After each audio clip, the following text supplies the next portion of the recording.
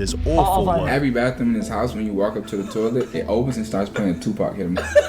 Made funnier by the insane legal battle Drake went through just to have it built. The brick wall is an eyesore to my clients in the neighborhood. He first purchased the property for $6.7 million in September 2015, at which point it simply looked like this. A 1963 bungalow with a 3-car garage and swimming pool, although it was obvious that Drake was focused on a different part of the property. He never cared about like buying a big house. He was just like, I care about buying land. Drake bought the house for its land and location, being a 2-acre lot amongst other mansions in the Toronto neighborhood of Bridle Path. The suburb ranked as the richest area in all of Canada, with its residents having an average net worth of $22 million and an average home value of $5.1 million. YouTube videos driving through the area show some of the craziest houses you might ever witness, and as a result, it's no surprise that Drake decided to build there. On the 18th of May 2016, Drake's barely decipherable 3-story mansion plans were first released to the public, which accompanied a planning notice at the front of the residence, leading to annoying petty problems before construction had even started. Drake quickly discovered that the house he'd bought to demolish had been designed by a world-famous architect, and as a result he'd be scolded by the media for wrecking a piece of history. In one article titled "Drake, Take One Dance with That Bridle Path Home Before Tearing It Down," the writer stated, "I'm pretty angry with you for considering it a teardown," while the demolition notice had comments such as, "Maybe a minor variance in zoning, but one more sad step in Toronto's blind disinterest in heritage." Although these complaints were nothing compared to the issues caused by the new design, as the proposed mansion was so freaking huge it goes beyond what's permitted there. For example, okay, then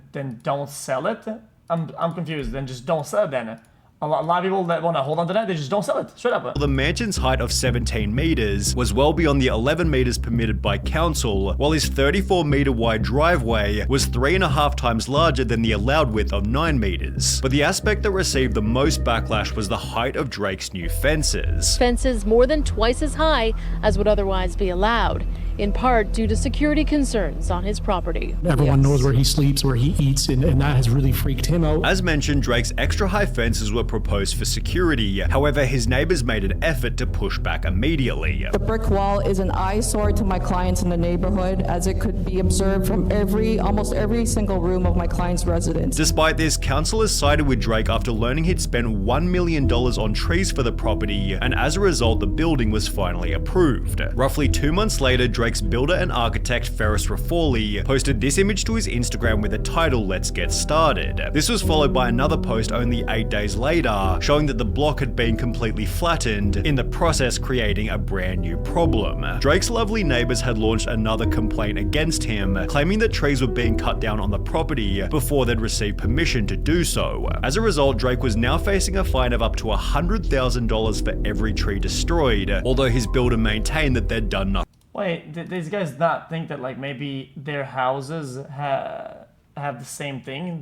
They had to fucking break down some trees to put the house there? Wrong. They didn't pay a fine for that shit. This was confirmed after a council investigation, which stated there have been no violations. There have been no large trees cut down. I'm very glad that Drake and the company he has hired is obeying the law. Roughly 1 month later, an archived satellite view of the property showed that construction was back underway, which accompanied a new post on Ferris's Instagram, hinting at just how crazy the mansion was going to be. "This is how we build an official NBA indoor basketball court, shoring an excavation in process," which was followed by another post 1 month later, showing the speed at which the house was being built. In the process, Drake came by to check out the property, which had begun framing only 4 months later, a stage which was fully completed within a matter of weeks, at which point the builder revealed another crazy detail. While the original plans put the mansion at 21,000 square feet, this number had since been doubled to 45,000 square feet, which included a 3,200 square foot master bedroom suite. For context, the size of an average 3-bedroom home is usually around 1,600 square feet, meaning Drake's bedroom was going to be the same size as 2 fully built middle-class homes. Although Drake showed no remorse for his extravagance, stating, "Because I was building it in my hometown, I wanted the structure to stand firm for 100 years. I wanted it to have a monumental scale and feel. It'll be one of the things I leave behind, so it had to be timeless and strong. It's overwhelming high luxury. That message is delivered through the size of the rooms. I wanted to make sure people can see the work I put in over the years, reflected from every vantage point." As construction continued, Ferris and Drake once again posted. Okay, I was gonna defend him on like not it being related to ego, but you know what? Okay.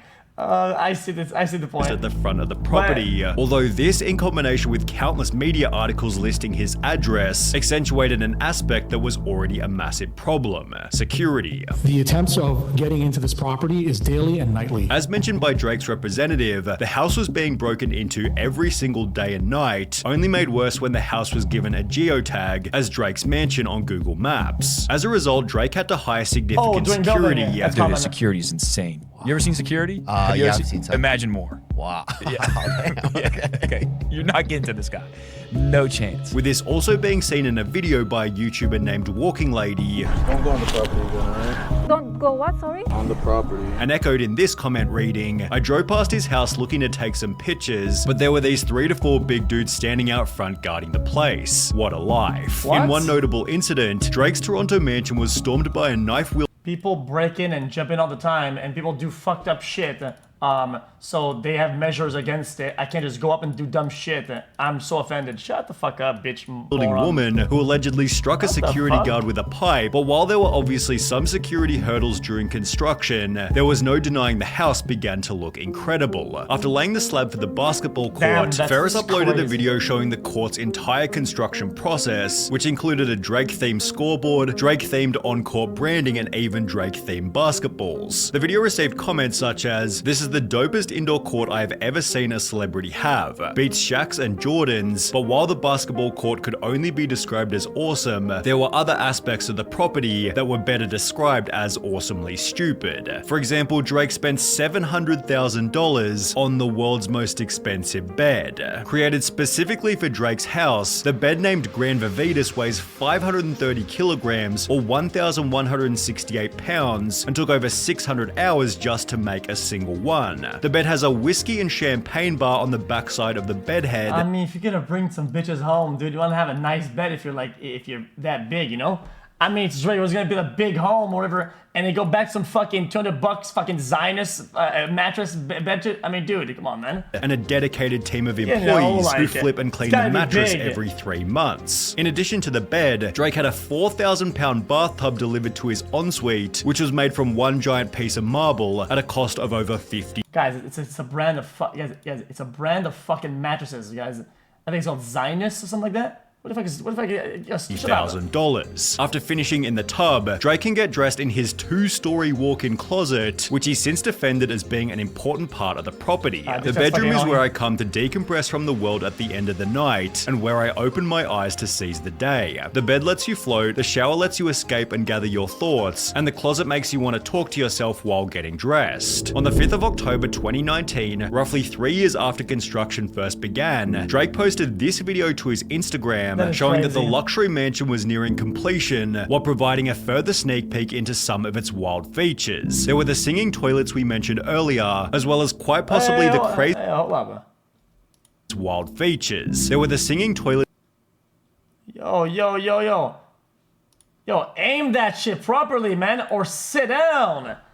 Yo, sit the fuck down if you cannot aim, with the bruh. singing toilets we What mentioned the fuck is going earlier, on here? as well as quite possibly the craziest indoor swimming pool you might ever witness. However, it wouldn't be until Drake moved into the home 6 months later that he'd also show off his separate outdoor pool, as apparently the property needed 2 separate pools. On top of this, Drake bought a custom Bosendorfer piano for an estimated $500,000, which was shown for the first time in the Tootsie Slide music video, I where love Drake that would video. also display a room holding every award he'd ever won. Additionally, Drake built an entire hallway for the sole purpose of displaying basketball jerseys, and considering Drake also has sun-tanning beds in his bathrooms, it's no surprise that even DJ Khaled praised the designer by stating, "Amazing job, I want you to build my next estate. I've been thinking the name of the one we're gonna build together because Embassy is incredible. Champagne Papi inspired me on another level. I have more work to do." Although even if you include Drake's 12-car garage and $10 million car collection, the mansion's often quoted value of $150 million is way over exaggerated. The most expensive home ever listed in Bridle Path was on the other side of Drake Street, which had an asking price of $45 million in 2021. The home was built at the same time as Drake's and has a similar 9 bedrooms, 16 bathrooms, 12-car garage, and an indoor swimming pool. The property failed to sell for $45 million and is Yeah, but I feel like they did it really, really fast, and there was a bunch of like